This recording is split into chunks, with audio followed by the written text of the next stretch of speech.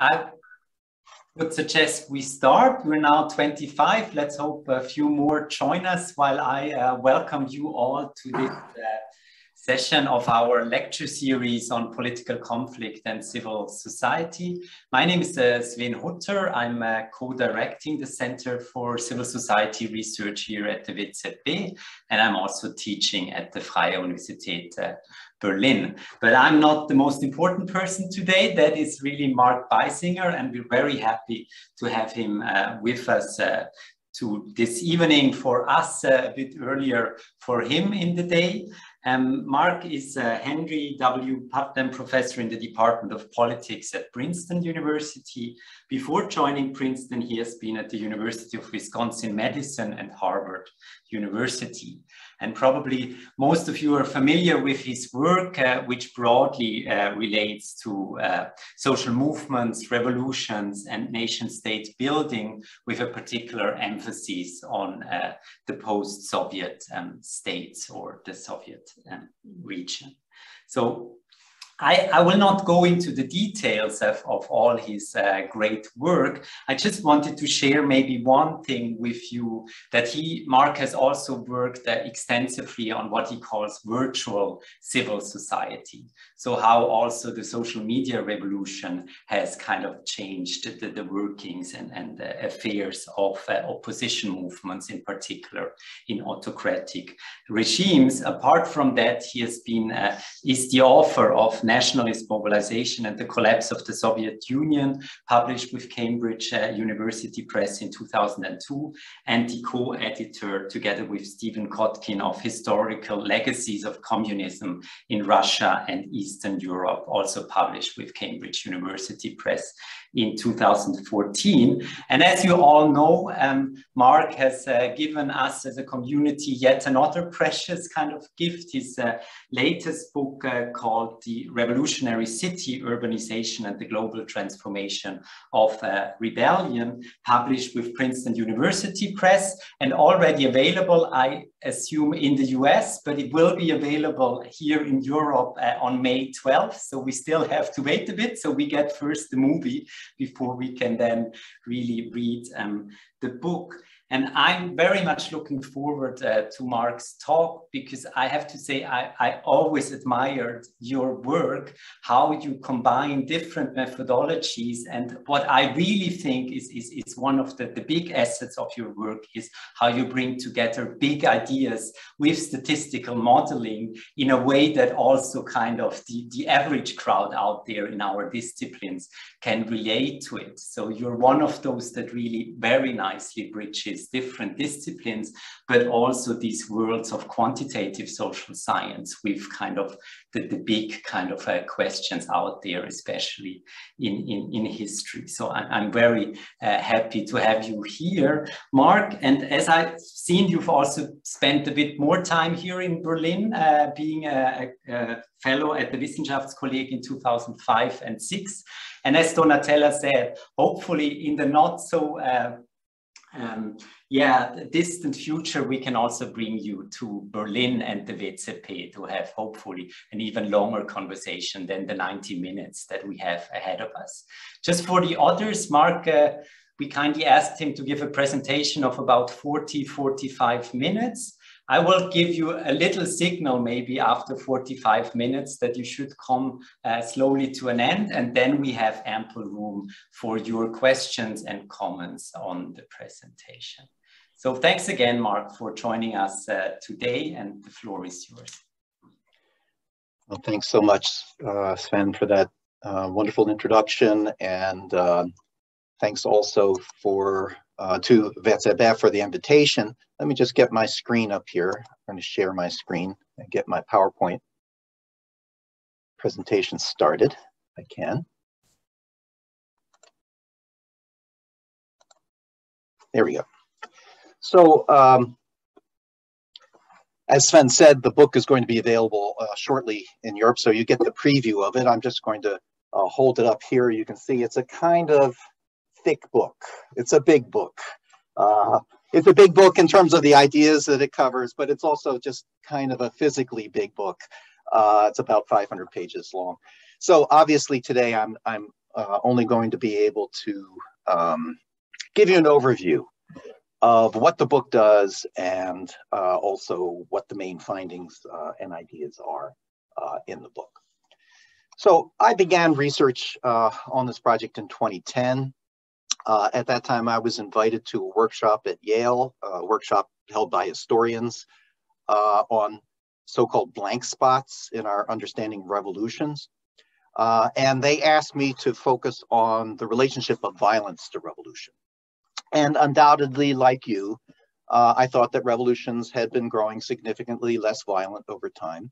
But, you know, there was no systematic information to be able to identify just how less violent, how less deadly they had become, when they had become less deadly, or even the factors that might be associated with the fact that they had become less deadly. So I spent some time in the library exploring how difficult that would be, how difficult it would be to gather that kind of information. And I came away convinced about what a knowledge of global patterns of revolution might teach us about the ways in which people challenge populations, challenge rulers from below, and how that's changed over time historically. So the book examines the evolution of political revolutions over more than a century. It treats revolution as a distinct mode of regime change from below. That is one that differs from coups or foreign invasions aimed at regime change. You know, in a revolution, a government is laid siege to not by a foreign army or by its own military, but by its own civilian population. There is, of course, I mean, a vast literature on revolutions. But I think that this book is somewhat distinct in a number of ways. First of all, it's global in its scope. It also attempts to theorize the city as a spatial site for revolt. It focuses on not only revolutionary processes, but also revolutionary outcomes and revolutionary consequences. It's multidisciplinary and it's multi-method. As Sven says, that's kind of what I tend to do. I'm very much a multi-method social scientist. And it also brings to bear some new sources of information to the study of revolutions.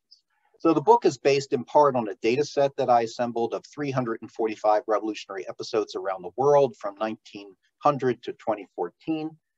There really are no comparable global records of revolutions, although that, I would say that kind of information has been sorely needed, both for identifying global trends and the factors associated with them, as well as for placing individual revolutions into some kind of comparative context. Now, the book also uses a series of unusual public opinion surveys, probing individual level participation in 4 revolutions: the Orange Revolution, the Tunisian Revolution, the Egyptian Revolution, and the Euromaidan Revolution. These revolutions represent examples of the new urban revolutionary repertoire that plays a central role in the book and that has grown more common over recent decades. So it's rare to have a detailed, systematic record of the attitudes, behaviors, and backgrounds of those who participate in a revolution. Most of what we know about participation in revolutions comes from lists of people who were arrested or killed. And that information is usually quite thin. I mean, maybe you know something about where they were born or what their occupations were, but usually not all of it together, and certainly not much about their attitudes and so on.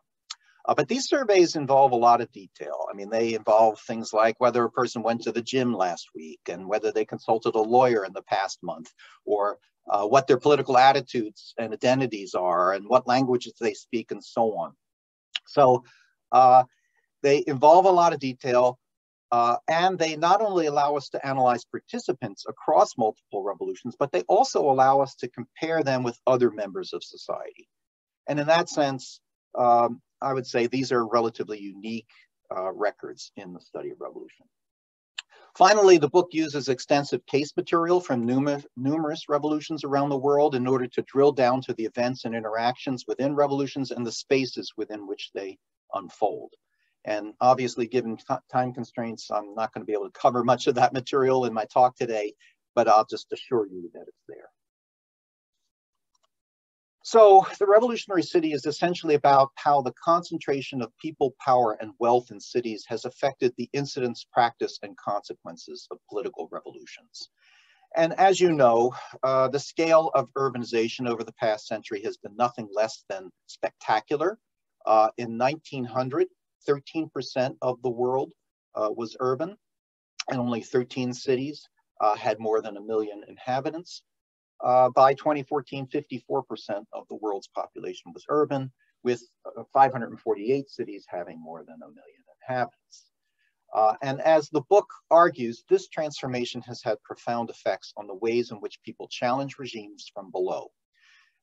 It's played a major role in rendering obsolete revolution's most theorized form, that is social revolutions, which were rooted in what Theda Skocpol called agrarian bureaucratic society. You know, in Skocpol's classic formulation, this agrarian bureaucratic society was a social formation in which control over and extraction of resources from peasants.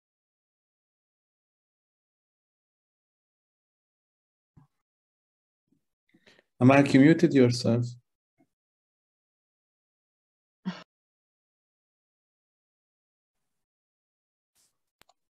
Can you hear me now? Yes. Okay. Yes. Sorry, something happened there. So I was talking about Skocpol's theory of revolution and about how it was based on this understanding of agrarian bureaucratic society, which was a social formation in which with control over and extraction of resources from peasants depended on a coordination between a semi-bureaucratic state and a landed upper class. And most theories of social revolution revolved around some aspect of that agrarian bureaucratic society and the conditions under which it produced revolution. However, as I describe in the book, by the late 20th century, that agrarian bureaucratic world had largely faded.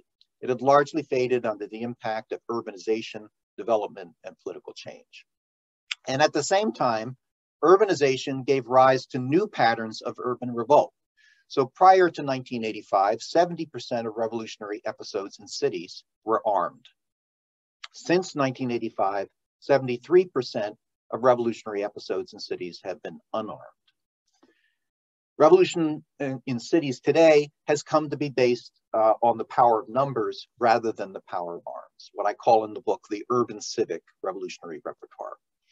And the book explores the rising incidence of these urban civic revolutions, how they fueled a growth in revolutionary contention around the world and increased odds of opposition success, the processes that they involve, and the consequences that they bring about.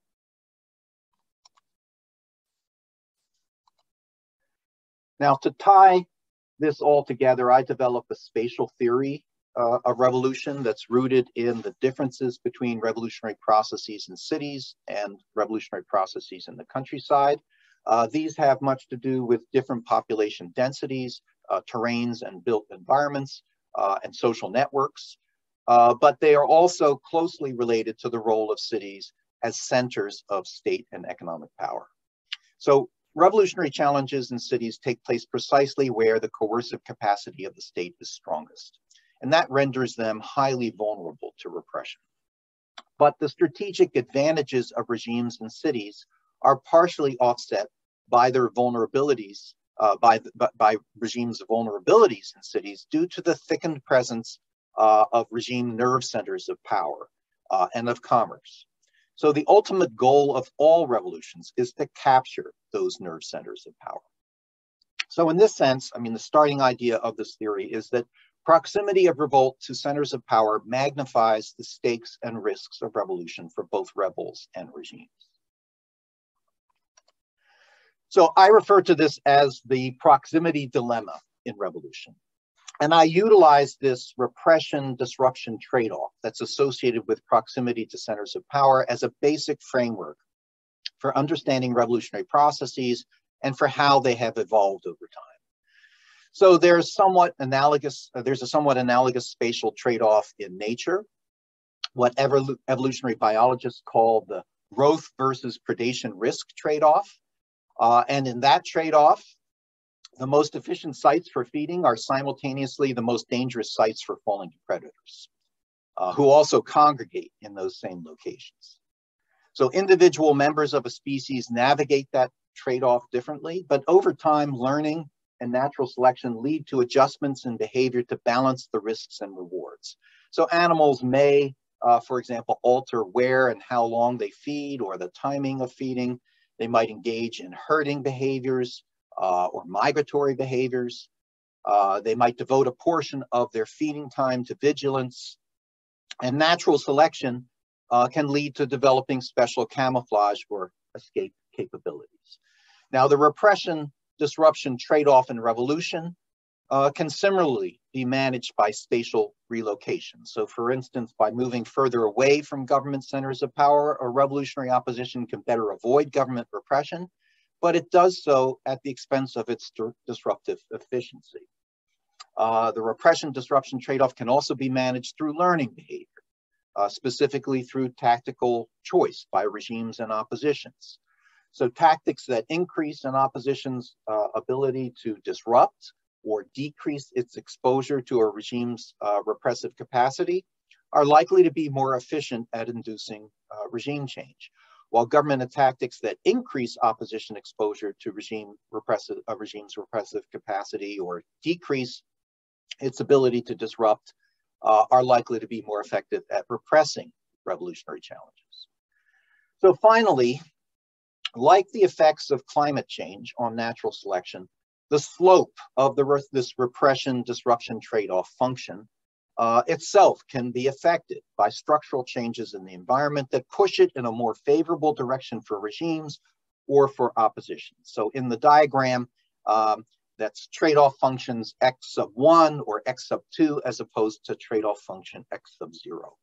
And these types of structural changes occur as a result of changes in the environment that render oppositions more or less exposed to regime repression or regimes more or less vulnerable to opposition disruption.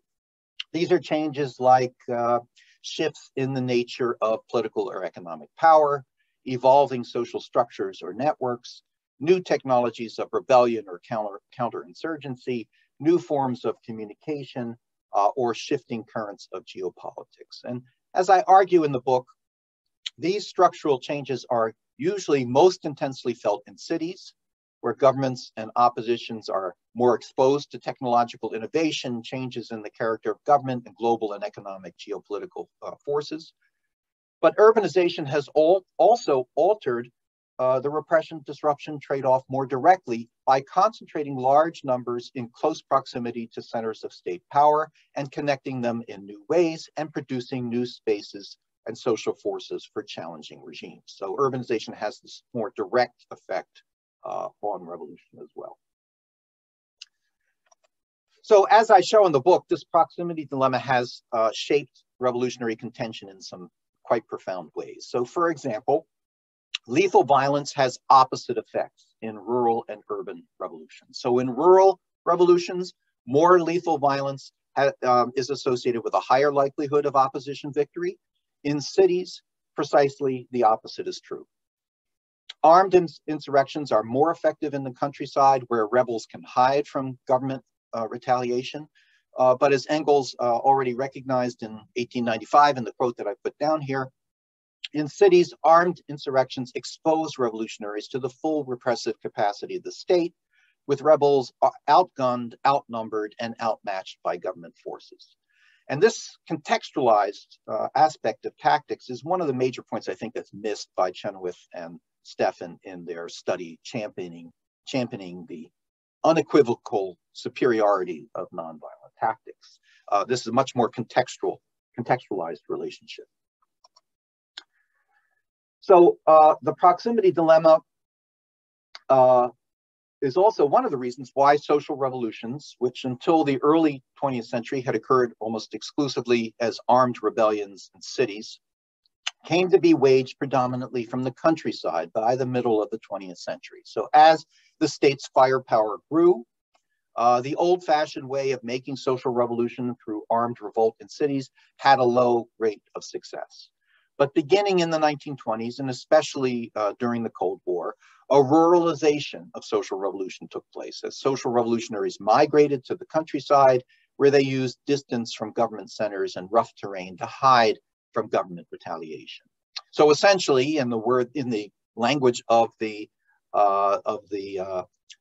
proximity dilemma, social revolutionaries traded capacity to disrupt directly for safety from government repression. And as a result of that trade-off, peasants, who were once thought to be reactionary and focused entirely on access to land, were discovered as a new social force underpinning social revolution. The proximity dilemma also helps explain why numbers don't matter as much for the outcomes of rural revolutions. So scaling up is difficult in rural revolutions given low population densities, but crowds in the countryside also don't present much of a direct threat to regimes as they're located far from government nerve centers of power. Now, by contrast, large crowds are not only easier to assemble in cities, but they also threaten regimes more directly.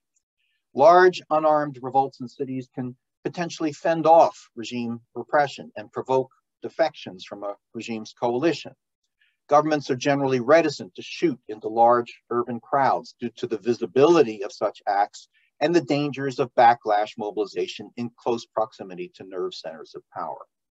So if armed revolutions in cities face a low probability of success due to the overwhelming coercive power of the state, I show in the book that revolutions in cities that rely on the power of numbers have performed much better. But as I also show, and as is visible in these images here, there are diminishing returns to numbers in cities. And it's only at extremely large numbers that the odds truly tip in favor of revolutionary oppositions. So essentially, the movement of hundreds of millions of people into cities over the past century rendered possible new repertoires for challenging regimes in cities based on the power of numbers rather than the power of arms. As urbanization proceeded, the ability to mobilize exceptionally large numbers in cities grew more feasible, affecting the repression-disruption trade-off function. So take, for instance, the city of Kiev, a city dear to my heart, a city that experienced multiple revolutionary uprisings over the past 120 years, also a city that's sadly under Russian attack. During the revolution of 1905, the population of Kiev could not have carried out the kind of massive mobilizations characteristic of the Orange Revolution a century later. The size of the city in 1905, 300,000 people, was simply too small for generating the kinds of massive crowds necessary for protecting protesters against repression or exerting leverage through the power of numbers.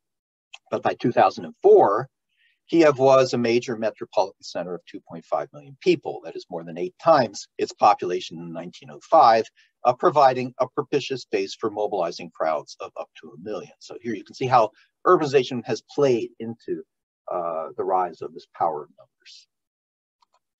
Now, as I detail in the book, there were other reasons why the power of numbers was not an available strategy before the late 20th century. Governments at the beginning of the 20th century were significantly more likely to ride over or shoot into unarmed crowds than governments are today, making unarmed rebellion in cities a risky affair. So in the first half of the 20th century, as I show in the book, deaths in unarmed urban rebellions were on average 6 times greater than in unarmed urban rebellions than they were in the post-Cold War period. So as a result of that, participants in revolutionary demonstrations in the first half of the 20th century were frequently forced to arm themselves, to protect themselves against government attack. And as I show in the book, the widespread application of so-called non-lethal technologies of crowd control from the middle of the 20th century onward, which is when they began to be applied, starts to greatly reduce fatalities in urban revolution, and it made revolt in cities, unarmed revolt in cities, much more feasible. And technologies, also technologies for coordinating large crowds in the early 20th century were primitive. They were severely limited in their reach. So not until the Nazis applied sound amplification to street rallies in the 1930s could people actually hear speakers at rallies at more than a distance of 10 meters. Moreover, due to the constraints of communication systems, revolutionary movements in cities tended to rely on highly localized neighborhood and factory networks. limiting the size of mobilizations. But by the late 20th century, technological innovations and the proliferation of large, resourced, and highly networked populations in close proximity to state nerve centers of power altered the possibilities for making urban revolution through the power of numbers. It tilted that repression, disruption function in favor of urban oppositions. So this is in essence what I call in the book the urban civic repertoire, that is uprisings that seek to overthrow abusive governments by mobilizing as many people as possible in central urban spaces, aiming at regime change through the power of numbers rather than through armed rebellion, street fighting, strikes, or urban rioting. Since 1985, urban civic revolutions have constituted about 2/5 of all revolutionary episodes around the world and 3/5 of all urban revolutions. They've become essentially the most prevalent form of revolution in the world today. In fact, today, revolution has become a predominantly urban phenomenon. So prior to 1985, 55% of revolutionary episodes occurred predominantly in the countryside. Since 1985, more than 2/3 have occurred predominantly in cities. Moreover, in contrast to the past, the societies experiencing revolutions are now significantly more urban. So from 1900 to 1980, the level of urbanization among societies experiencing revolutions rose by only 10 percentage points over 80 years. In the 1970s, they were on average less than 20% urban and lagged far behind the average level of urbanization in the rest of the world. But beginning in the 1980s, the level of urbanization of societies experiencing revolutionary contention grew at an exponential rate, to the point that by the 2010s, it exceeded 50% and approximated the global average, urban average. So contemporary urban revolutions have been associated with a different set of social forces than social revolutions, not peasants, but the urban middle class has participated disproportionately, usually with sizable contingents of other urban groups such as skilled workers, small business owners, students, and the unemployed. So by bringing large numbers closer to the nerve centers of power, by creating cities of sufficient size for oppositions to be able to utilize the power of numbers, by connecting them together in new ways, and by producing new urban social forces participating in revolutions, urbanization has actually led to a growth in the frequency of revolutionary contention around the world. And as I show in the book, this increase has been driven by the proliferation of urban revolutions, and specifically by the proliferation of urban civic revolutions based on the power of numbers. So much of the book is devoted to understanding the implications of this return of revolution to the cities and the rise of the urban civic repertoire. So for instance, as the proximity dilemma might anticipate, rural revolutions and to a lesser extent, social revolutions are closely associated with state weakness, and in particular with what Michael Mann called weak infrastructural power. That is, the inability of states to penetrate their own territory. Urban and urban civic revolutions, by contrast, aren't as affected by infrastructural power. They occur precisely where the state is the strongest. And they don't hide from state power. In fact, they confront state power directly. So in one of the book's chapters, I develop a probabilistic model of the onset of urban civic revolutions. Essentially, one of the things that the model shows is that the factors that map onto these urban civic revolutions don't map onto social revolutionary episodes, other types of revolutions, or even other forms of political instability like military coups. And this confirms Skocpol's observation, which not that many people notice in the book, but really is there. She says that no universal theory of the causes of revolution is possible simply because of the diversity of purposes to which revolution has been put, the varied social forces involved, and the changing world historical circumstances under which revolutions have occurred. And I agree with that. A universal theory of the causes of revolution is not really possible. But a theory about why revolutions have evolved in the way they have perhaps is, and that's what the book does. So unlike social revolutions, which were shaped by poverty, land inequality, and state infrastructural weakness, contemporary urban revolutions are more closely related to the coercive and predatory powers of the state.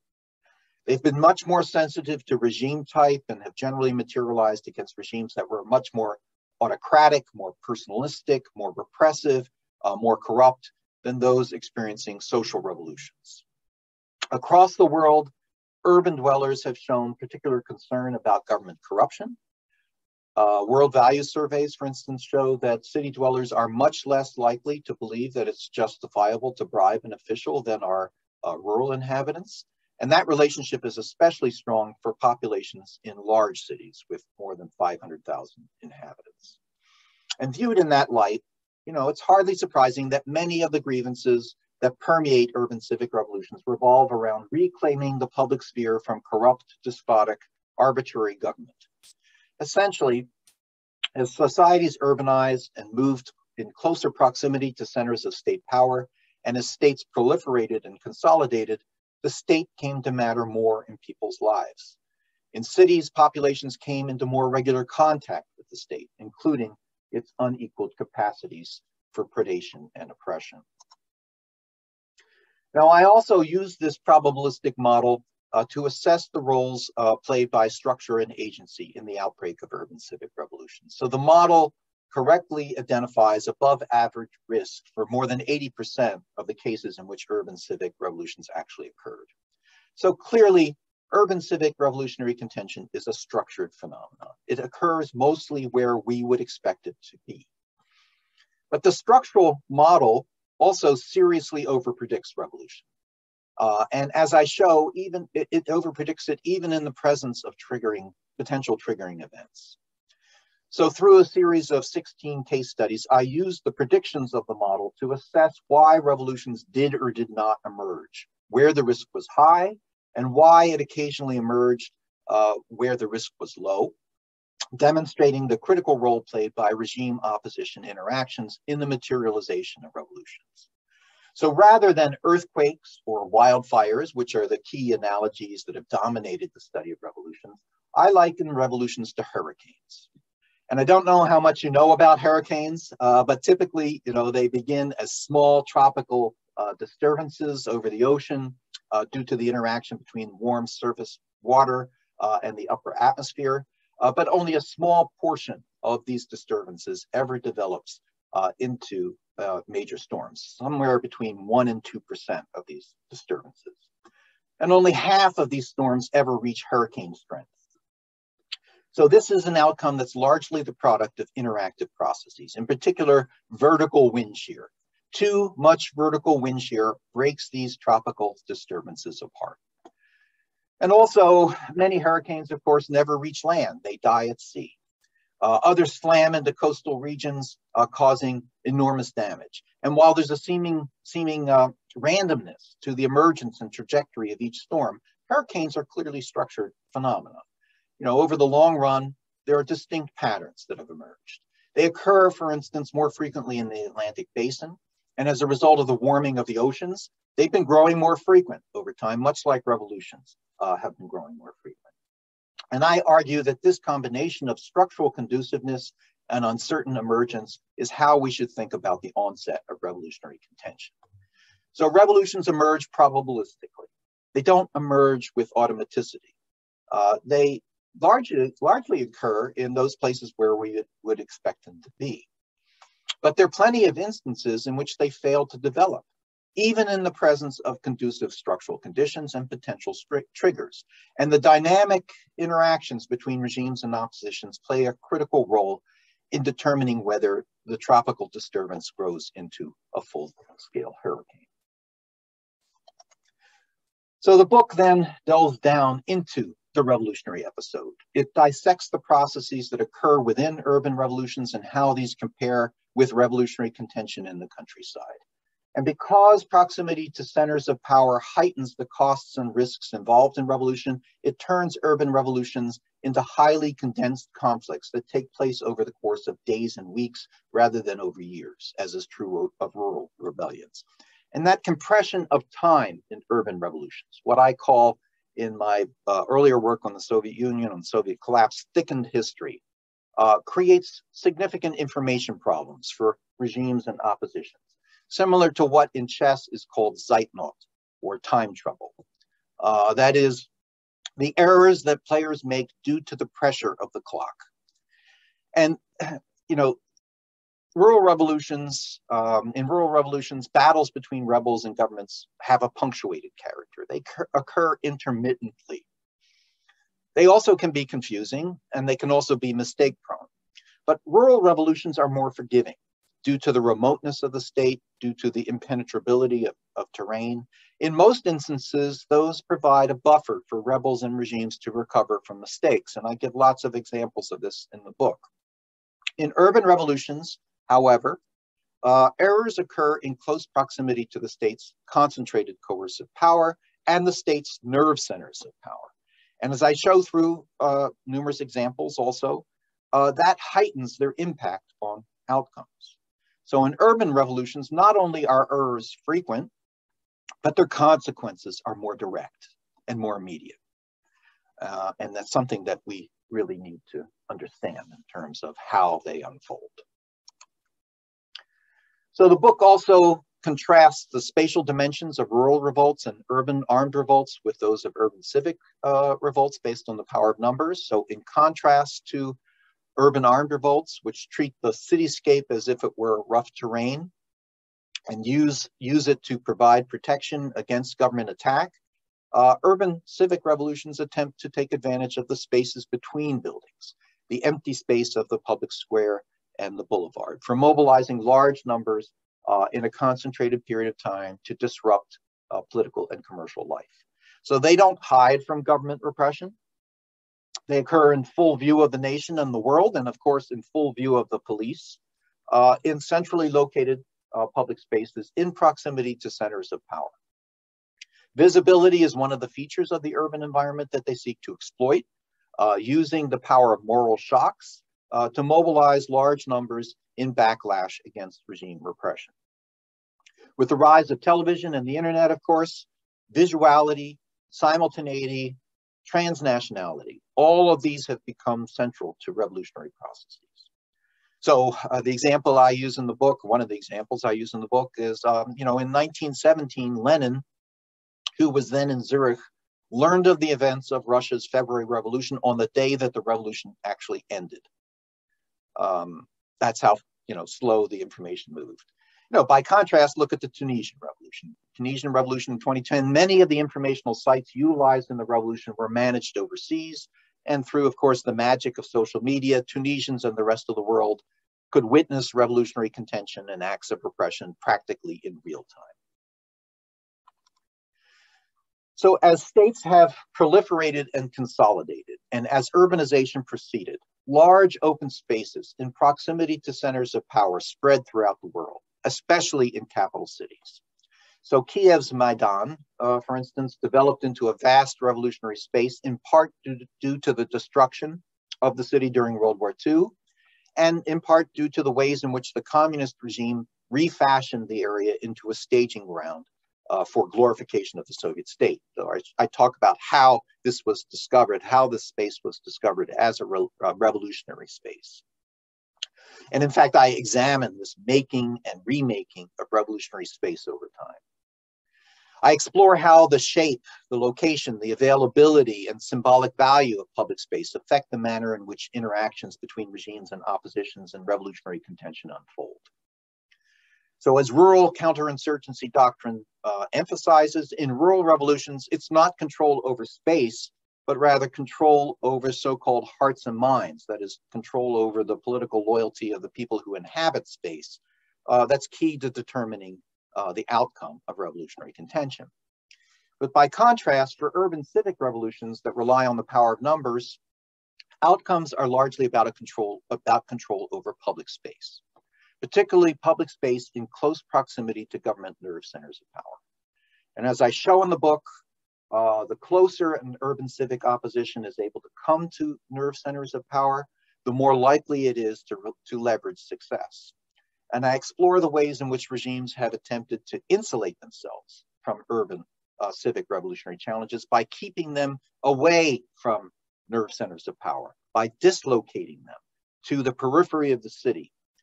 So in short, much of revolutionary contention today is about control over space. And that is something I think that has not been emphasized enough in the studies of revolution. So the book then descends still further to the level of the individuals participating in urban civic revolutions, using the surveys from Egypt, Ukraine, and Tunisia. And as I show, revolutionary processes that concentrate hundreds of thousands of people in central urban spaces in a matter of days and weeks, as urban civic revolutions do, necessarily draw on a wide variety of grievances and political forces. And to maximize numbers in a concentrated period of time, and I think social movement scholars know this quite well, to maximize numbers in a concentrated period of time, these revolutions typically forge a broad negative coalition. And that, in this case, is a negative coalition constructed in a kind of makeshift manner, pulling in all who favor the removal of the incumbent regime, irrespective of political beliefs or political purposes. So they rely on hastily assembled coalitional leaderships. Sometimes they rely on no leadership at all. They rely on an inclusive civic nationalism and broadly civic minimalist demands of reclaiming state power from corrupt and abusive regimes, a kind of least common denominator that can attract as many participants as possible. So unlike social revolutions typically led by hierarchical organizations, the leaderships of urban civic revolutions have neither the desire nor the opportunity to socialize participants into a common set of values. So the surveys show that participants in these revolutions were actually much more diverse in their political identities and in their opinions on key public policy issues than either those who supported the revolution but didn't participate or those who opposed the revolution. So urban civic revolutions are often interpreted as democratic revolutions, but there are a number of reasons why I hesitate to call them democratic revolutions. For one thing, there have been many revolutions across history espousing liberal aims that didn't rely on the power of numbers. And in fact, most revolutions espousing liberal aims up through the middle of the 20th century were actually armed revolts. People don't remember that. They don't realize that, but that's actually the case. But more importantly, the surveys show that corruption and economic issues were actually most frequently cited by the participants in these revolutions as the reasons why they participated, while the desire for political freedoms was cited by only a minority. So accordingly, most participants in these revolutions demonstrate a weak commitment to democratic values. So here I give you some examples of that. 66% of Orange Revolution participants and 62% of Euromaidan participants agreed with the statement, several strong leaders can do more for our country than laws and discussion. Only 33% of Orange Revolution participants and 52% of Euromaidan participants believed that Ukraine needed a multi-party system, obviously a core feature of any democracy. And 63% of participants in the Egyptian Revolution named providing basic food items or narrowing the gap between rich and poor as the most important features of a democracy, while only 10% named the opportunity to change one's government or freedom to criticize the government as the most important features of a democracy. So in short, urban civic revolutions are better understood as revolutions against repressive and abusive government than revolutions for democracy. They're more about what people are struggling against than what they're struggling for. Now, generally speaking, revolutions don't produce democracy. Democracies, if it happens after revolutions. And what happens after the revolution determines whether that will occur. So one of the key contributions of the book is its systematic comparison of developments after revolution. It compares the effects of social and urban civic revolutions on political order, economic growth, inequality, political freedoms, and government accountability. For instance, I show that successful urban civic revolutions do lead to substantial improvements in political freedoms and government accountability relative to at least their pre-revolutionary regimes. But I also show that those achievements fall short of the average levels of electoral democracies minimally defined, averaged over the course of the past century. And they tend to deteriorate also over time, over subsequent years. Moreover, in terms of rule of law, these regimes fall far short of the average levels exhibited by electoral democracies over the past, minimally defined over the past century. More importantly, urban civic revolutions don't push aside the state. They rather inherit the pre-revolutionary state intact with all its embedded relationships of corruption. And as a result, corruption remains at very high levels after these revolutions, as you can see here. Not that different from pre-revolutionary levels of corruption, which were usually a cause of revolution in the first place. Practically identical with levels of corruption in failed urban civic revolutions, and far, far higher than the average level of corruption across all electoral democracies minimally defined. So urban civic revolutions also tend to generate greater economic inequality, and they also generate sluggish economic growth, at least in comparison with matched cases. So finally, urban civic revolutions are, because they're extremely compact in time, because they involve a hastily constructed negative coalition, they produce post-revolutionary governments that are more fractious, less durable than governments brought to power by social revolutions. And as you can see here from a survival analysis of post-revolutionary regimes, revolutions that occur within a highly compressed period of time generally produce post-revolutionary governments that don't last as long in power. So 3 out of every 5 successful urban civic revolutions experience 2 months or less of revolutionary contention. Statistically speaking, those new regimes had less than a 50-50 chance of surviving for more than 6 years. So in sum, urban civic revolutions not only lead to different post-revolutionary outcomes than social revolutions, but their effects are much more uncertain, much more ambiguous than the effects of social revolutions. So this gives you some taste of the issues that I deal with in the book, in The Revolutionary City. So my goals in writing the book were to explain how and why revolutions have evolved over time. Again, not a theory, universal theory of the causes of revolution, but a theory of the evolution of revolution in some ways. To develop a theory of revolution that's relevant for our contemporary urban world in which we live, and to bring to bear new sources of information, new forms of information on revolutions that would help us to understand revolutionary phenomena in a new way. So hopefully I've been able to convey some of that to you in my talk today and to pique your interest in learning more. Thank you.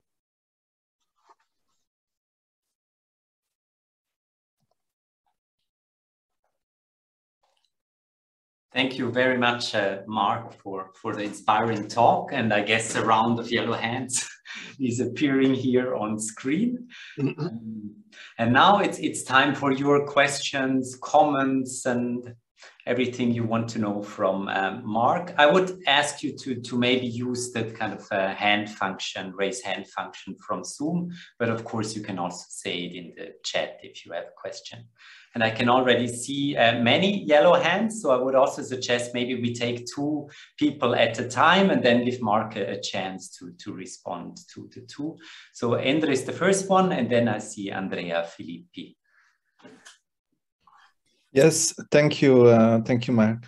I really enjoyed reading the book, the fragment you sent us and your presentation as well. It feels like a really important work. And I think this transformation that you described from the world of Scotchport to your book is really a tremendous story.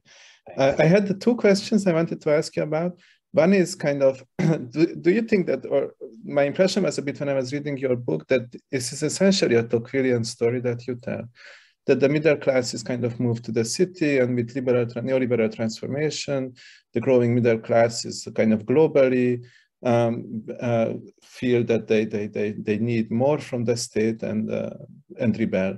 And we should not expect revolution from kind of the periphery, but from the center within countries. I was wondering if that's kind of an interpretation you would agree with. And then the second question I wanted to ask you is a more conceptual one, that in your definition of revolutions, you have these two dimensions of mass mobilization and aiming at regime displacement. And I was wondering that in some of these contexts, just thinking about my home country, Romania, it feels like the second dimension, aiming at regime displacement, is much more of a continuum. And it feels like many of these anti-corruption kind of protests, big protests, in a context of low institutional trust and high corruption, easily kind of spills over into a revolution against the regime as such. And even, for example, in the case of Indignados that you use to kind of in Spain to use to say what distinguishes a revolution, also there it feels like they wanted much more than just a policy change. They were rebelling against like the crisis of representation and neoliberalism, etc. So I was wondering kind of more generally if revolutions should not be understood on a continuum of radicalizing protest repertoires, and the story you tell is not applicable to a wider kind of phenomena of non-institutional participation, or if we have to kind of single out this in a categorical way as revolutions. Thank you. Yeah, great questions. And then Andrea. Hi, thank you very much. Thanks for this. I have not received an excerpt from the book, so I wonder if the organizers, I don't know how they shared it, but I would love an excerpt, although I'm going to try to get the full book soon. So thank you for the presentation. I'm a doctoral candidate at the University of Cambridge. I'm working actually on a thesis on the 2015 protest movement in Burundi. And what I'm actually trying to do, I think, for the most part, is to sort of critique the Erika Chenoweth and Maria Stepan gaze. I call it a gaze at protest, which I think that gaze is really quite pervasive, even throughout sort of Western media, if you will. Anyway, so I guess my first question, so I have about 1 million questions for you, obviously, because all these questions, the issues that I think about every day. But I guess one is, so you mentioned where Chenoweth and Stepan sort of, I think you mentioned them at one point in your presentation. Yeah. When you talk about it, they missed the difference between, sorry, what was that? Well, I think that what they miss is the contextualized aspect of this, and particularly, well, I make the argument about the urban versus rural dimension of it. But I can talk in my answer a little bit about some of the other elements. Exactly, yeah. So I would love to hear like exactly where you see yourself as, again, this is coming from someone who hasn't read your book yet, where you see yourself as going most like strongly against their findings or against, their arguments. So I'd be interested in that. And then another question, I mean, this whole talking about shifts, shifts from peasant, from rural to urban. I mean, that, and I actually found that interesting that, up until the 1920s, as you talk about, actually, we had urban revolutions, then they somehow shift to rural, and then they again shift to urban. So, I mean, presumably they can again shift to the rural space, right? And I wonder so I guess two questions there. One, do you see that as a possibility, and what would possibly be the conditions that would bring that about? And secondly, is it even correct to talk about shifts or just sort of predominant trends, if there is a difference between a shift and a predominant trend? So that's a second question. A third question, and I guess I'll leave it with that for now. Is, maybe we should just end it with this, because I know there are a lot of other questions. Okay. So, yeah, and you can email me. I will. Okay. Thank you. So maybe Sven, if I should just respond to these.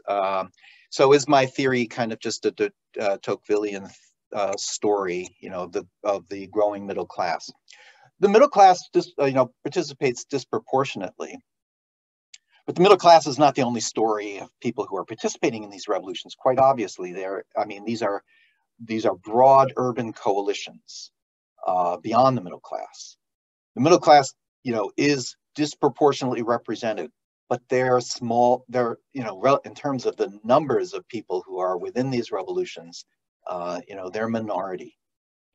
So they rely on others. They rely on other urban groups, for being able to engage in the power of numbers. You could not engage in a tactic like this, just relying on the middle class.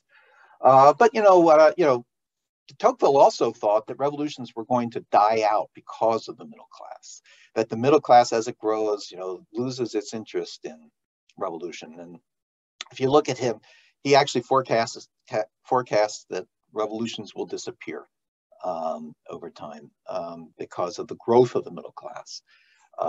But I guess that's how I would distinguish myself from that. And I'm going on an empirical observation here that they disproportionately participate relative to their numbers in society. And I give a definition of middle class it's an occupational definition. I think the question, Andre, of what is regime displacement is a really good one, and of course can be understood in different ways. Something like Occupy, to me, was radical but not revolutionary. It was radical in the sense that it hoped for and espoused a transformation of society, but never aimed at seizing power. And it certainly never engaged. It engaged in a siege of Wall Street, but it didn't engage in a siege of Washington. And had it done that, then it would have been, in my mind, revolutionary, at least in terms of understanding political revolutions. So I think we have to make that distinction. But what constitutes in that moment when we can actually identify a mobilization as involving a siege of power, is a critical one. And of course, social movements frequently evolve into revolutionary movements. So there is an inherent ambiguity about it, especially with these types of revolutions. With rural revolutions, usually, when revolution begins, because the group takes up arms. It takes up arms and declares revolution. But that's not always the case with urban civic revolutions.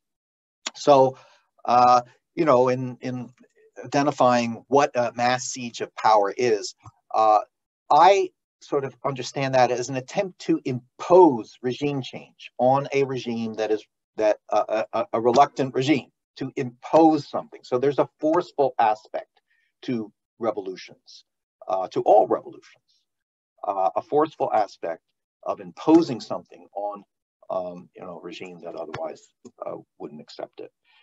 So again, I think your observation is a sharp one about the ambiguities involved. But I do think conceptually that we have to understand this, have to understand the concept of revolution as ultimately involving these elements. That's why I use the term siege, because I see it as an attempt to forcefully impose regime change, even if it doesn't involve clear violence. So Andrea, Chenoweth and Stefan,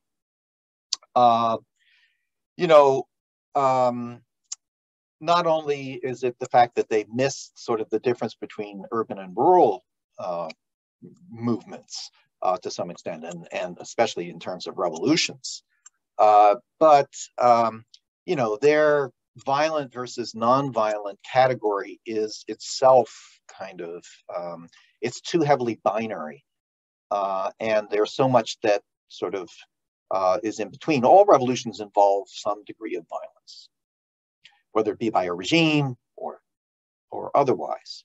So, and often movements, as we know, they often try to incite violent reactions from regimes in order to provoke and move things along in terms of reactions. More recently, this urban civic model has come under stress. And it's come under stress because regimes have devised ways of trying to counter it. They have figured out how ways of spatially displacing it. They have new technologies that track oppositions in ways that weren't there before. Facial recognition systems and so on. So it's coming under stress, and regimes are also the regimes that are coming under attack from the urban civic model are much more repressive. And if you noticed in the graph that I showed that it's, the most repressive ones are somewhat less likely than sort of the autocratic, but not the most repressive ones, less likely to experience urban civic revolutions, which makes a lot of sense. We've seen much more violent reactions from regimes to revolutions in recent years. And I'm talking about the last 5-7 years. We've seen a move more towards riots and revolutionary riots, an older tactic that occurs. And sometimes these combine with urban civic methods, like in Euromaidan.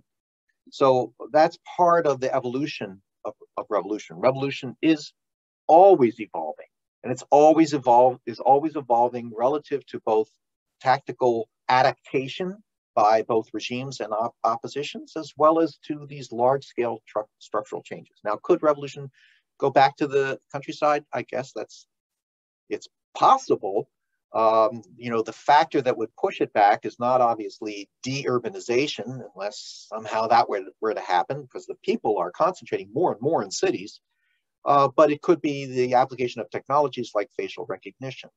I still think it's very unlikely that revolution will de-urbanize. I think that the future of revolution is likely in cities, though I do think that it's likely to be somewhat more riotous. Okay, thank you. So, yeah. Mark, and then as said, we always take kind of a couple of two, so Sophia Hunger and then Daniel Saldivia Gonzatti, please. Yes, also from my side, thanks a lot for this super interesting talk and for this book. I have two short questions, I think. And the one is you touch upon it a bit in the part of the manuscript that you sent to it, but I was wondering about the role of the internet and social media in organizing and mobilizing for these urban civic revolutions. And I mean, of course, we see an increase since the 80s, but particularly also since the early 2000s, so when the internet became more widely used. And I was just wondering if you think this will become an even bigger thing now that we have these social media apps where I can quickly mobilize people, but also in terms of this visibility. No, I mean, I can just take a video during a demonstration that showcases police violence or whatever, and within a click of a second, it's visible for everyone worldwide, unless you're, of course, faced with internet censorship. So that would be a bit the first question. And I also thought about, and I mean, I don't do urban studies, I'm no anthropologist, but I was wondering, because you make this point about the coercive power was always it's higher in cities, so the coercive power of the state. But I wonder, with this urbanization that we see in these mega cities, I mean, sometimes they also feel like jungles, no? I mean, they are so dense and so chaotic and so big. If you think about mega cities in the global south, like Manila or something, I mean, I wonder if they don't become like jungles where the coercive power then is lower actually than you would think it is in cities. So shall I answer that one, Sven, or do we? I mean, I would suggest always taking two, but if you would like a different procedure, Mark, No, let's take another.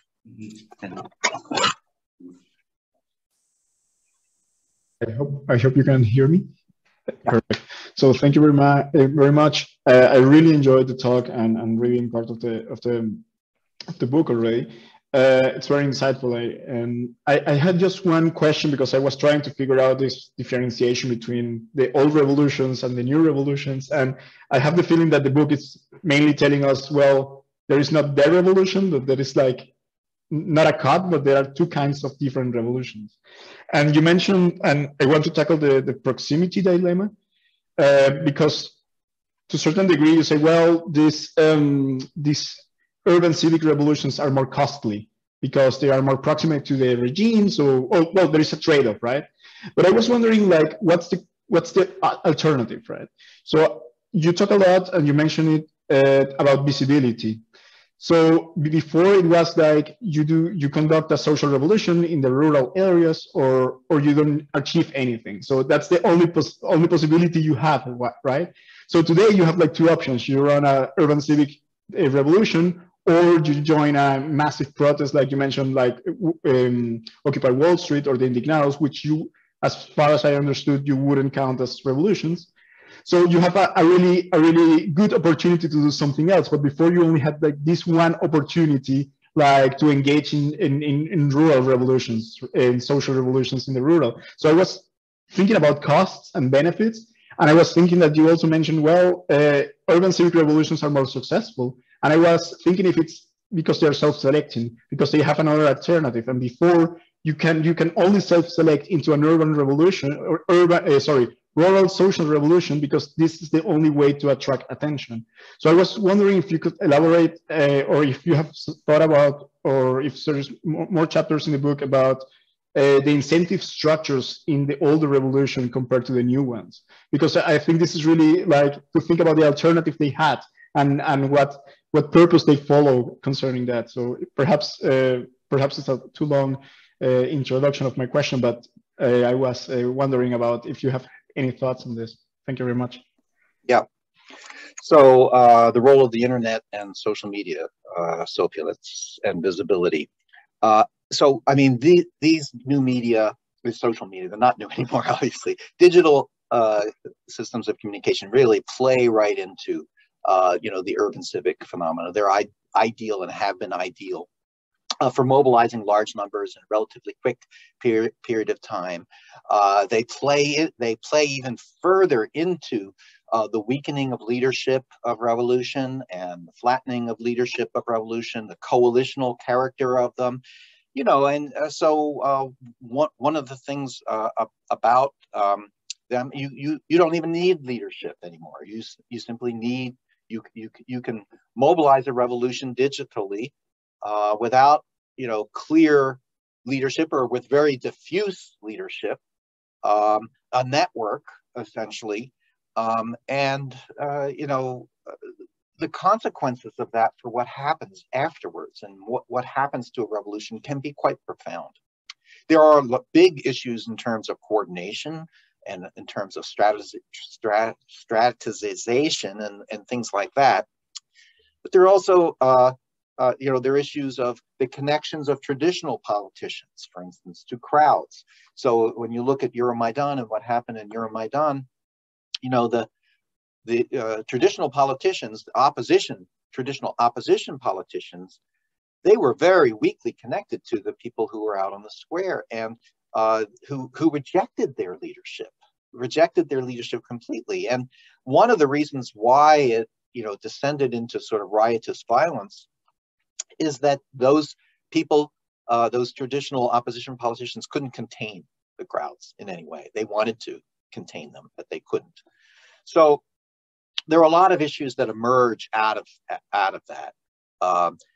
But one of the things I would say is that there was a moment in which the application of digital technologies shifted the repression, disruption, trade-off function much more towards oppositions, and we are moving now a little bit back in the other direction, largely because of the application of digital technologies of surveillance.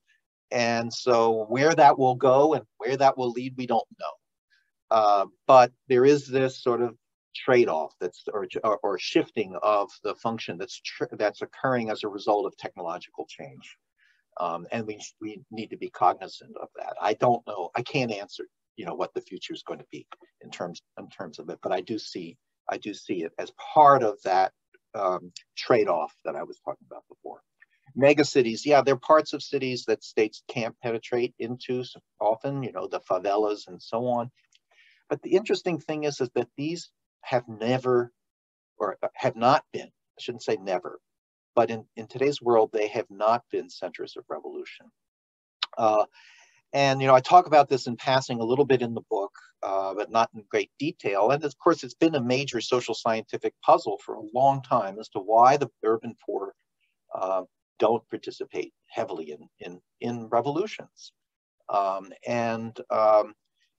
Is it due to the fact that they're engaged in other forms of resistance?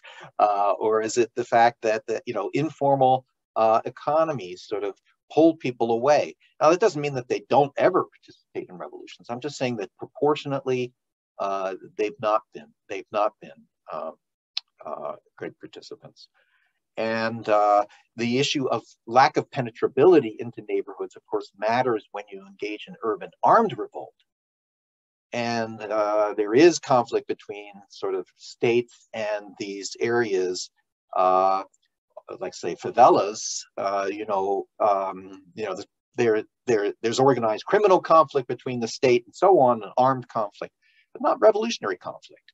And it goes back, that model of impenetrability of urban centers goes back to the 19th and early 20th century models of urban armed revolt. So megacities, I don't know. Is it possible that that these areas could become centers of revolt, urban armed revolt? I suppose, yeah, it's possible. But we do have to realize that urban armed revolt, as I was saying, has the odds stacked against it, because it occurs exactly where the state is better outfitted, better manned, and so on, in order to be able to repress it.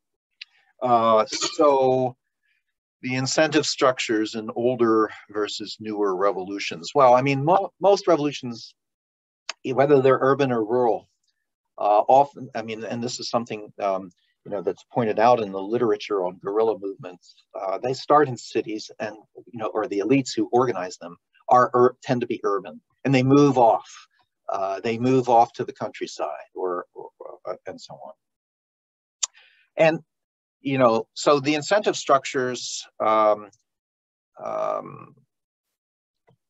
Yeah, I'm not sure exactly what you mean by that. Do you mean what's motivating people to engage in rebellion?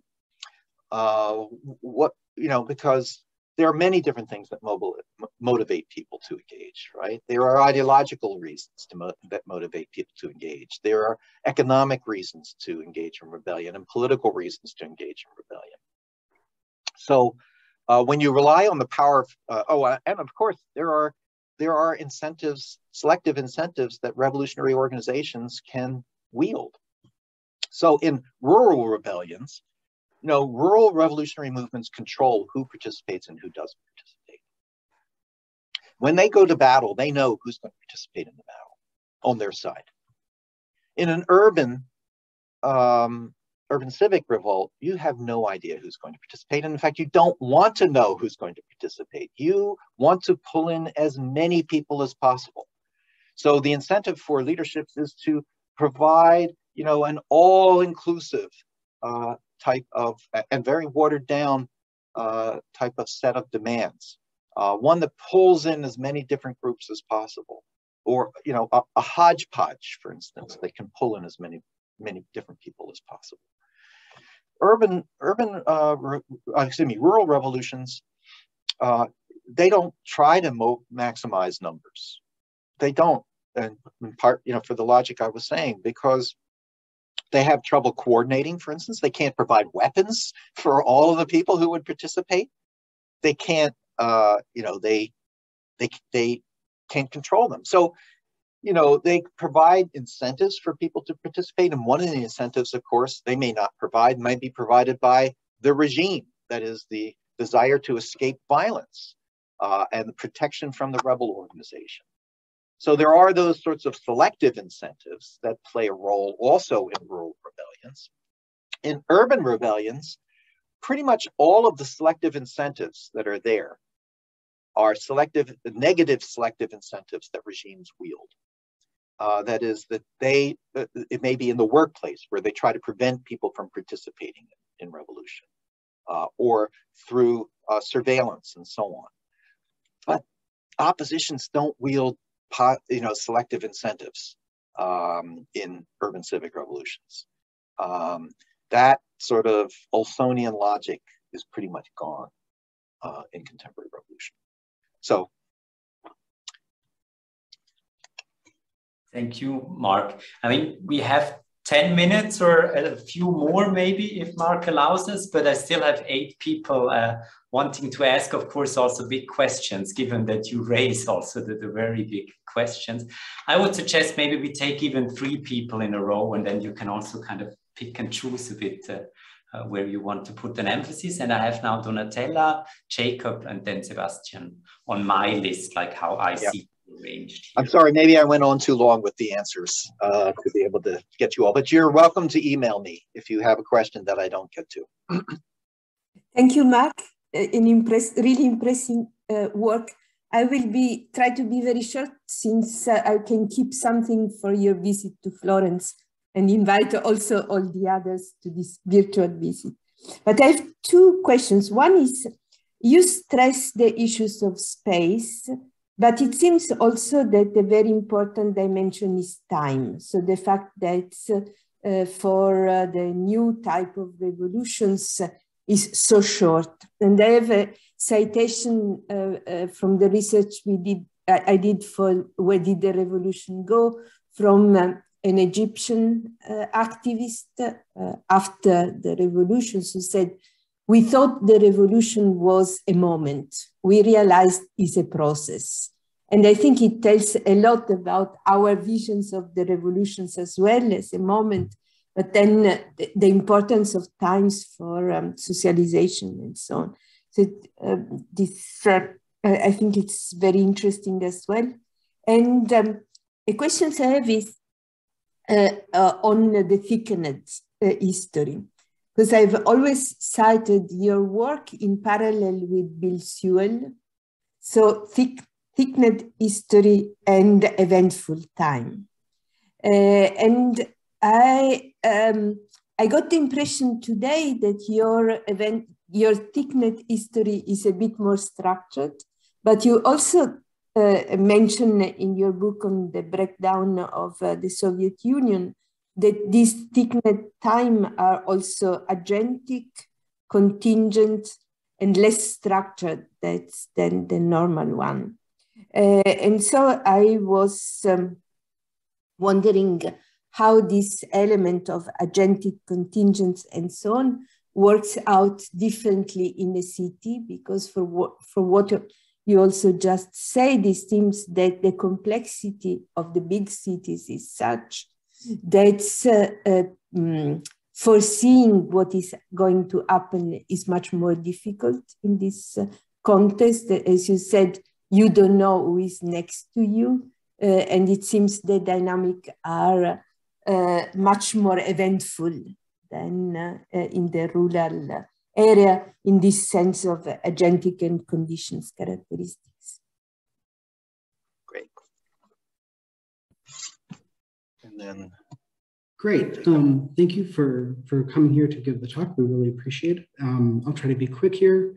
I'm wondering to the extent to which your thoughts about urbanization are also tied together with the development of economic structures across this time period.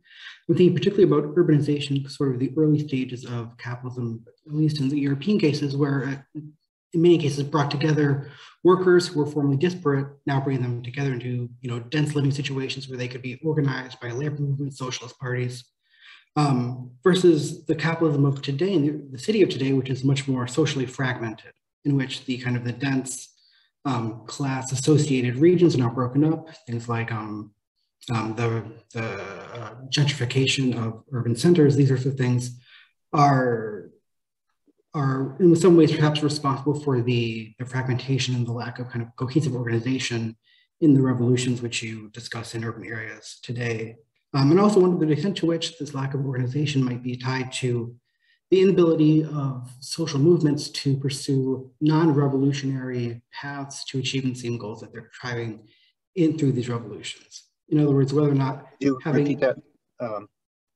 Yeah, I'm wondering if the lack of sort of large encompassing social organizations makes non-revolutionary paths to changing things like corruption less viable, and therefore increases the demand for revolution versus earlier time periods. Yeah, thanks for the presentation. I look forward to reading the book and also to assessing the data at some point. Looks like a really great new data source. I have a similar question to what has been asked before. So how much of the changing nature of revolution can be attributed to urbanization or other developments that were taking place at the same time? I think Daniel mentioned social media, also the increased mobility and development of new military technologies or arms. And I mean, those things are obviously related, but maybe they could also be, I mean, theoretically, they are a bit different, I would say. And then a small question on the predictive, like power of prediction that your model has. I think you mentioned that it was quite good at predicting revolutions, and I was wondering if those predictions are out of sample predictions or if it's not, because sometimes my experience is that there's a lot of overfitting going on. But it would be great to have if this model could predict revolutions, I think that would be a really great innovation in a way. So thanks for the presentation. Yeah.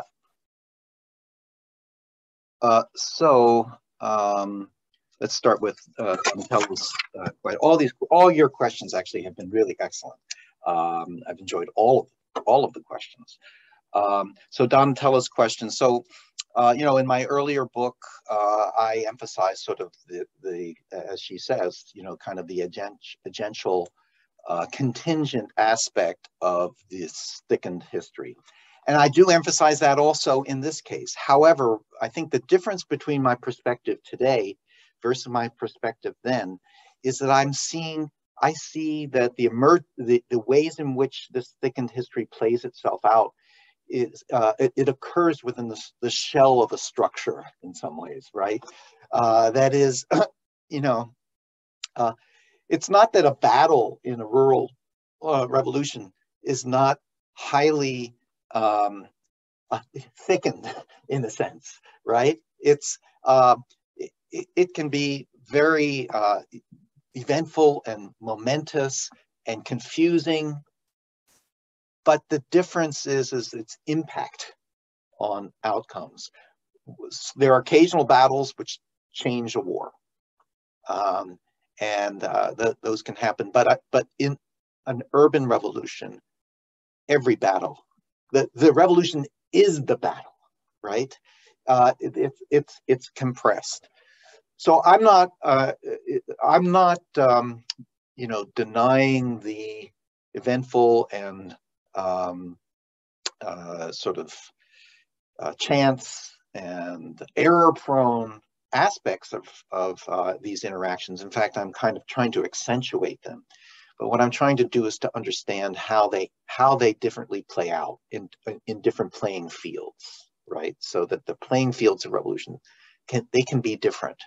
I think that's kind of what that chapter in the book is oriented towards.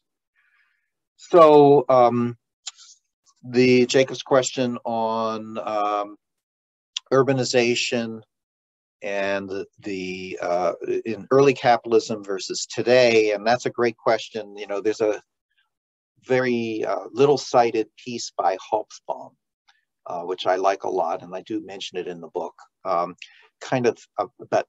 it's not the central aspect of the story I tell about the difference between cities, in the 19th century and early 20th centuries and cities today, the social fragmentation of the city in particular, and the fact that the cities are so much more spread out, and the difficulties of coordination and of at least coordination in the old way, the kind of localized networks that would have been important in the 19th century city, those localized networks play much less of a role in the contemporary capitalist city.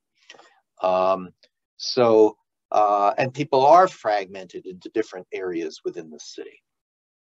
But in these revolutionary contexts, they come together. And they come together not necessarily because of localized networks, but because of these other networks that transcend them, that move beyond them.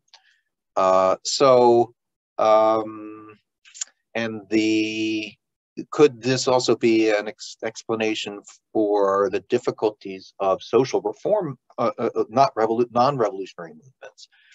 I think non-revolutionary movements don't face the dangers that revolutionary movements face, quite the same dangers of repression.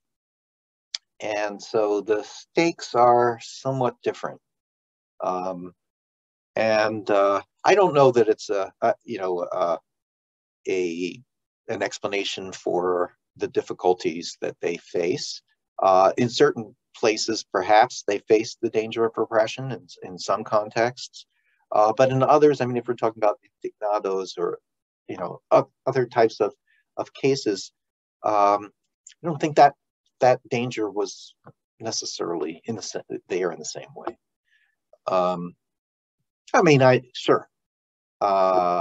Occupy was repressed ultimately, but it was. I don't know. The level of danger was not quite the same.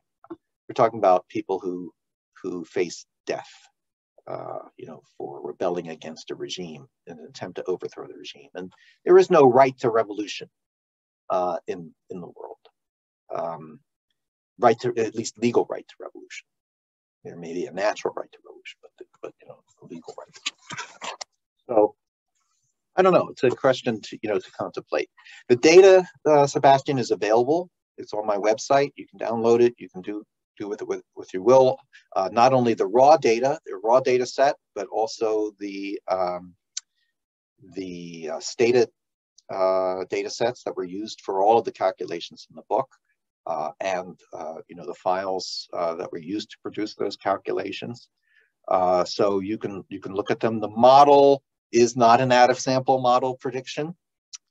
It's basically trying to look at those cases which are explained by the model, and those cases even within the model that contain variance from the predictions of the model, right? So, the model is not a predictor of revolutions. The model is basically a reflection of the patterning of urban civic revolutions and the factors that have been associated with them. But I don't try to use it for prediction, and I don't try to use it for out-of-case prediction. I don't have data that extends beyond the data, my current data set, although I hope to update it eventually. So it could be used, I guess, to assess that. But I don't make any claim that it will predict out of sample cases, because part of the argument of the book is that revolution has always been an evolving phenomenon. And so it may well be that, the next set of cases that we collect is different in certain respects.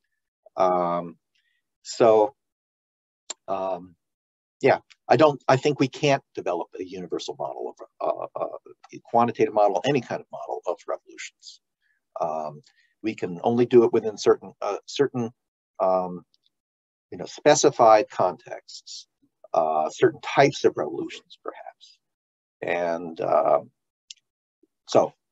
part of the purpose of my looking at the patterning and the features associated was to show just to actually show the role of agency involved and of interactions. So I used the predictions of risk that are involved, at least according to the patterns of other cases, and show the deviations from those patterns, right? And try to understand why do some cases deviate, and why, and this is, I think, one of the big puzzles, why are there so many over-predictions of revolution, right? So I think that's something that we don't pay enough attention to. That is, cases in which we have all the structural conditions that are associated with other cases, even triggering events. And I go through this in some cases, even triggering events, but no revolution. And so there's always going to be limits to any kind of quantitative model of revolutions. It can reflect the kinds of factors associated with rebellion, but I think given the fact that those models always tend to overpredict rebellion, the ability to use it as a tool for prediction is going to be pretty limited. Okay, thank you, Mark. I mean, our official time is already up, but and I'm happy. I'm glad that Donatella invited us online to Florence. So maybe we hear some of the answers to the following questions only later, after we've also read the book. That's why I would now really collect all 5 that are still on the list. So it's Camille, Alexander Sedelmeier, then Cesar, Miriam, and Clara. And then, as said, Mark, I mean, we can for sure go a bit longer. I already say bye to those that have to leave us at this stage, but you can also, of course, then pick and choose. So Camille, Alexander, Cesar, Miriam, Clara, that's the list. All right, thank you so much. Can you hear me well? Yeah, perfect, okay. I'm keeping it short. Can you say something about how sizes of revolutions have changed over time? And maybe also elaborate on whether you have ideas on how size matters. So I'm coming with this question because in my own impression, other movements such as social movements in cities, nowadays they get larger and larger and try to attract as many people as possible. And then also their substantial focus, in my impression, gets lost and they cover a wide variety of topics and also maybe have weaker ties between their members. So I'm wondering if you have any ideas on also implications of that. So whether you could say that size is also a determinant of success or something in that direction. Thank you. I'm a historian of the 20th century, and my understanding of revolution is that they are pretty drawn out affairs that affect society at large.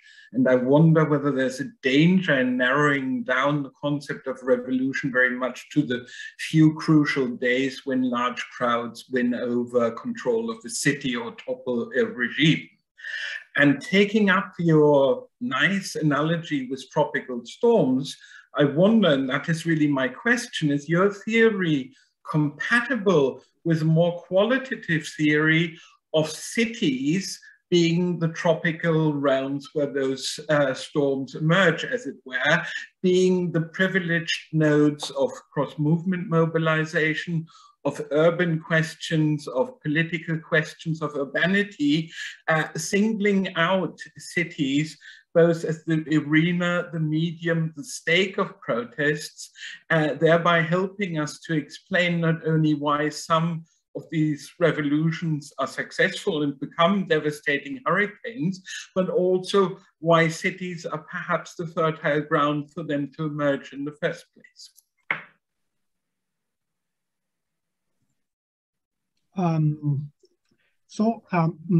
My question also has to do with some conceptual issues or definitions, as others have indicated in their interventions or questions.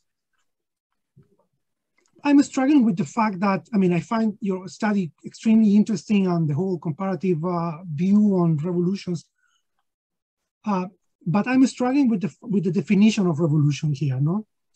I have the impression that a limitation of your study might be the fact that you are selecting cases by the dependent variable, meaning that, you know, revolutions, of course, a number of characteristics, and one of them is, the crucial characteristic is regime change.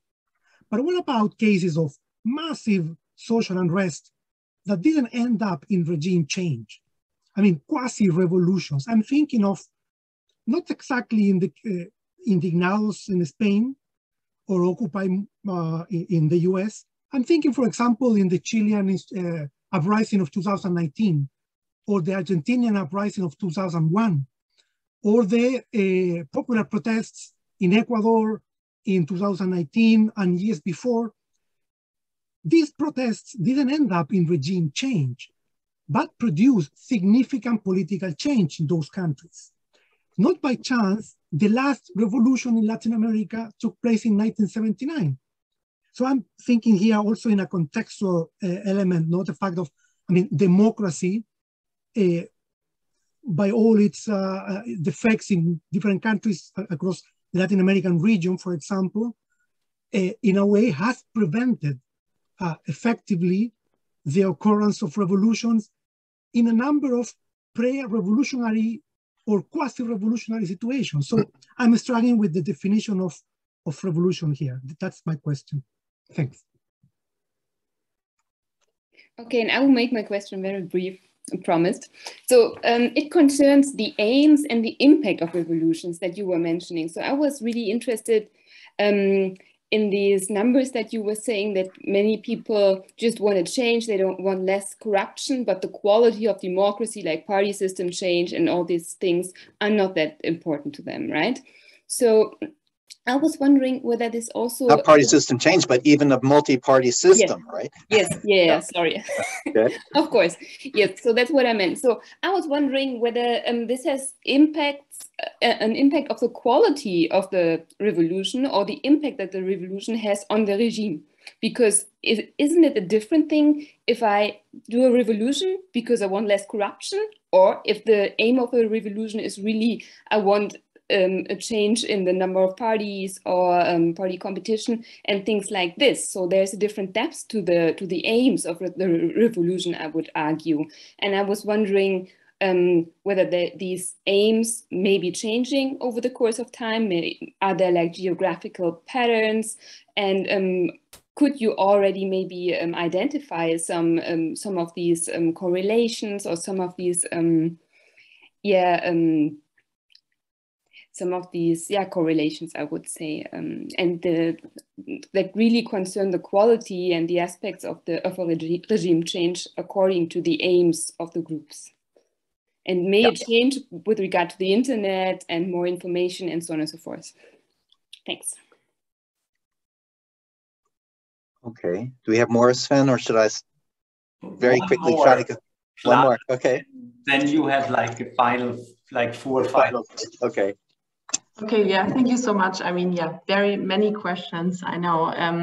So I know that you understand that you are interested in the onset of revolutions and the impact and so on, but I mean, there are also big revolts, maybe even recently in the US and in Europe from the far right, from Corona. Question us at least, or and so I was wondering how you think that democracies deal with these types of large revolts, even though they haven't turned into, luckily, I mean, happily, I'm glad that they didn't turn into revolutions yet, but yeah, it's a concern, I guess. Thanks. That's great. I think that's also relates to some extent to one of the previous questions, I think the one by Cesar. Size is an important factor in terms of outcomes for urban revolutions, but not for rural revolutions in terms of numbers of participants, right?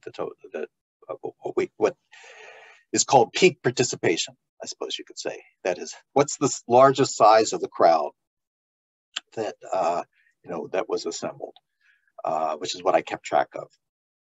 But it's not size on its own doesn't, won't get you all that far. That is, what matters at least in urban civic revolutions is how numbers are deployed in space, and how they how in particular they are deployed relative to centers of power. And I think that that's something that's really kind of missed within Chenoweth and Stephan's work that really should have, needs to be emphasized. But there are other factors too that are related to outcomes. So some regimes are easier to overthrow than other regimes. You know, what I don't do in this book is a kind of monocausal theory of history. Although I mean, I'm talking about the impact of urbanization on processes of revolutionary change over a long period of time.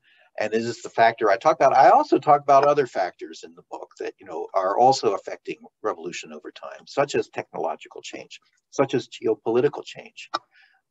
So these are all factors that have affected revolution over time. You know, sometimes it's not so easy always to pull apart things, but there are certain patterns that I think you cannot explain just by, let's say, geopolitical change or technological change, that the concentration of people into cities has been a necessary part of this process. So again, it's not a I don't believe in monocausal explanations of history, but I am also trying to emphasize how this particular factor has altered the character of revolution. But size is an important determinant of success, but by far not the only one.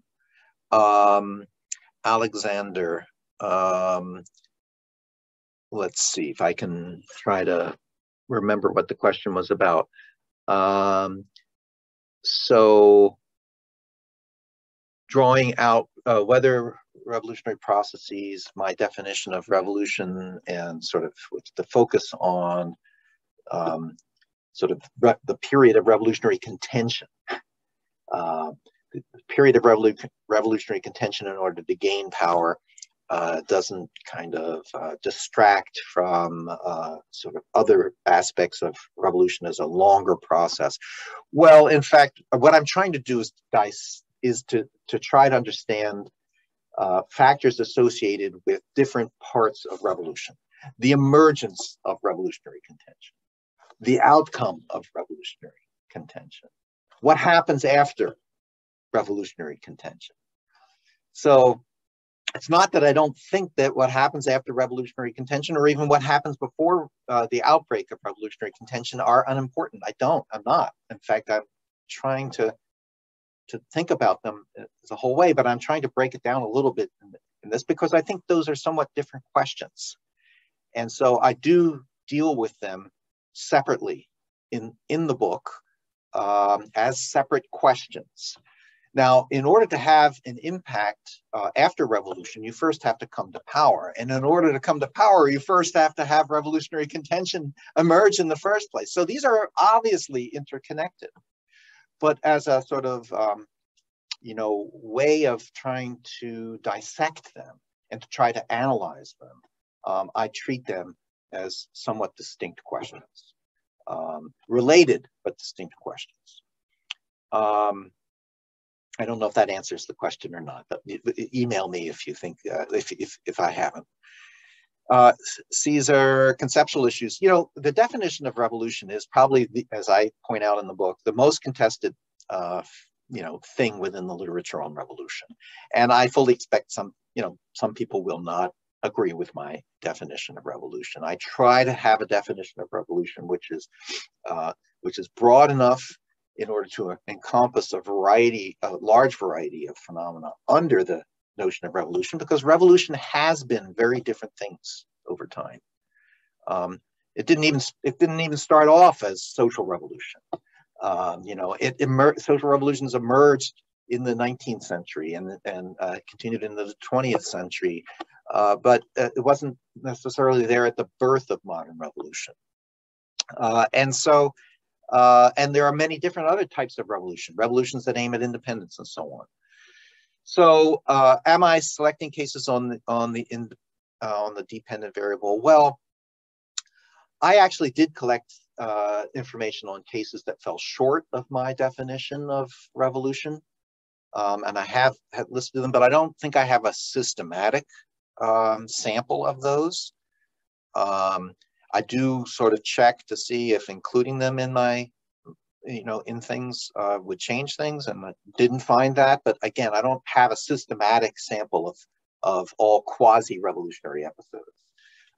So So there is some element of that. However, I do have both successful and failed revolutionary episodes that are there. And I do look at cases which fell short of revolutionary contention, cases which didn't evolve into revolutionary contention, but could have, and that instead ended in reform. I do look at some of those cases. But you're right that there is, I think the collection of such quasi-revolutionary episodes, the data that would have to be collected would be vast. It would be a much more difficult project. And it is an interesting question, why some fall short. And democracy is a major factor of it. The ability, it sucks away revolution, and I do show that in the book.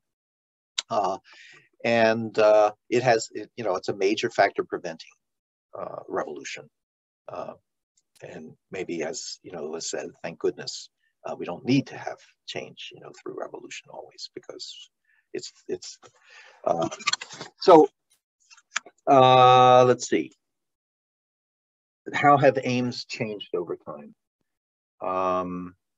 Yes, the aims of revolution have changed, have shifted over time.